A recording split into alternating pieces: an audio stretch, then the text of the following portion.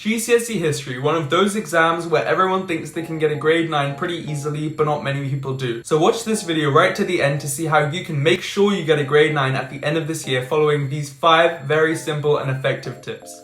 Hey everyone, welcome back to the channel. In this video, we are going to be talking about how to get that coveted grade 9 in GCSE History and how I did this with 5 very simple, effective and creative tips that helped made revision really fun for me. And GCSE History for me was kind of a break from maths and science, and I'll show you how I used these 5 tips to make sure it was both fun and effective for me to get that grade 9 at the end of the year. So we're going to start off strong with tip number 1, which is screw your textbooks and do your own revision with the specification. In my opinion, when I was using the textbooks for GCSE History, they were pretty bad and didn't really help out as much as they do with science and maths. So what I did instead was I browsed through Wikipedia articles, watched movies, and just did loads of different readings related to the topic using my specification. And that way I got way more interested into the subject, was able to take more ownership of my learning, and also not just follow and read through the textbook like I was doing with every other subject. It was so much more interesting, and honestly watching movies related to it I think helped me with that extra specific historical knowledge that I needed in my essays.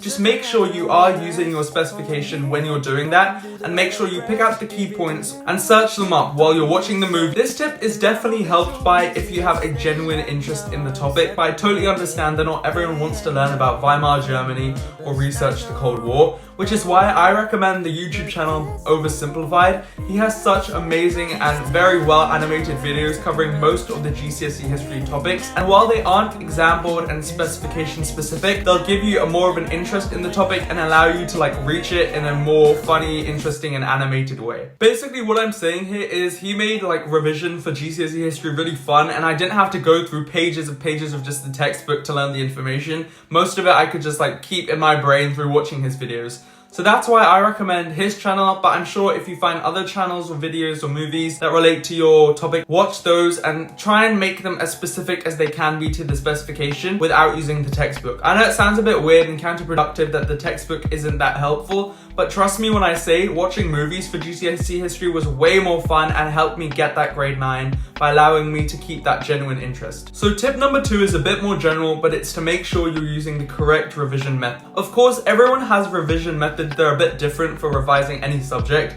Some people love making notes and find them really interesting to revise from, or at least really useful, and other people hate them and find past papers much more effective. To get that grade 9, you need to understand 3 things. You have to have a good grasp of the specification and the content that you need to know, understand the essay structure, essentially just how you're going to write the essay, and then every so often sprinkle in a couple facts along with general information about the topic.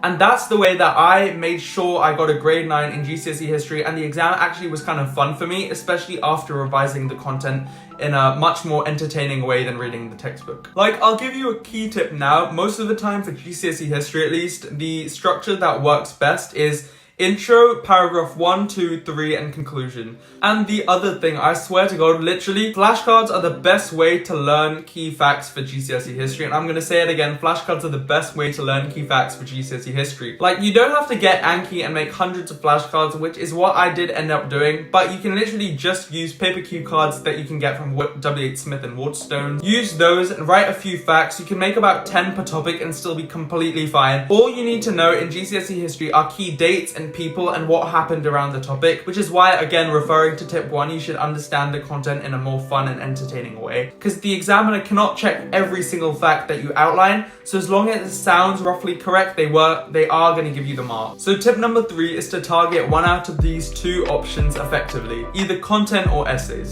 So for GCSE history, content you need to understand and to be able to write about it in the essays, but you need to understand how to convey the content really effectively by using the correct essay structure.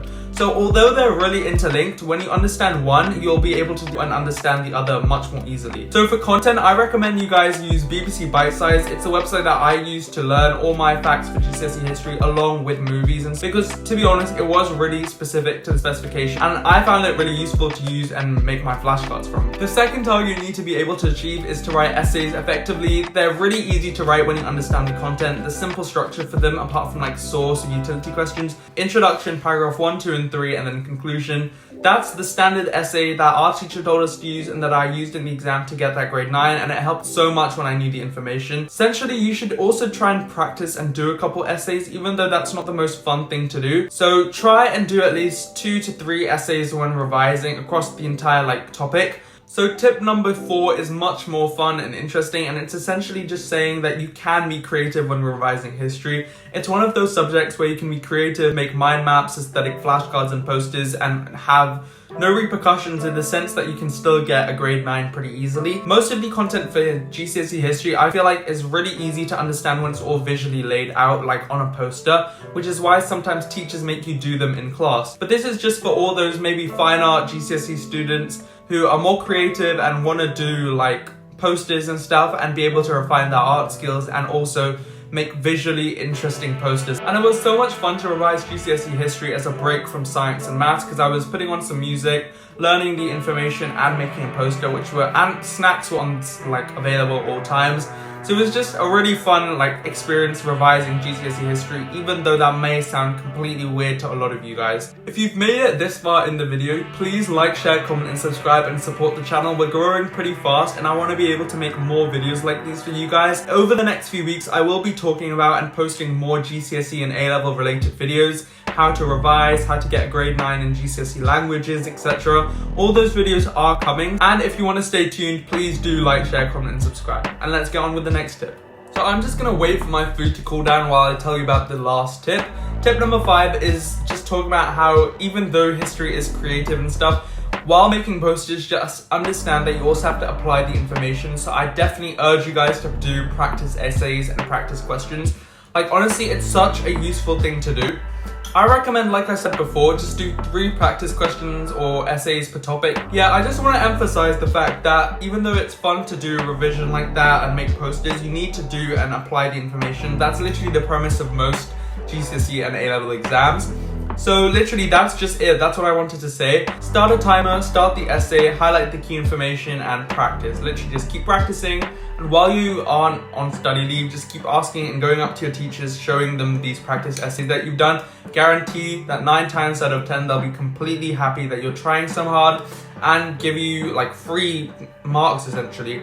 Not marks, but like free feedback. And yeah, that's just this tip. It's just to practice essays and do them because they're super useful and will allow you to make sure you get that grade 9. So yeah, while I finish this off, I just wanted to thank you for watching this video if you stayed to the end. I really hope this was helpful for you guys and that now you feel more confident revising GCSE History. And if you do find this video useful and want to watch other how to get a grade 9 videos coming on my channel very soon, please like, share, comment and subscribe to support the channel. We're growing pretty fast and hopefully we can get to 1K this year. Yeah, and thank you so much for all your support. I really hope this video helped you guys out, and I'll see you guys next week with a brand new one. Bye for now.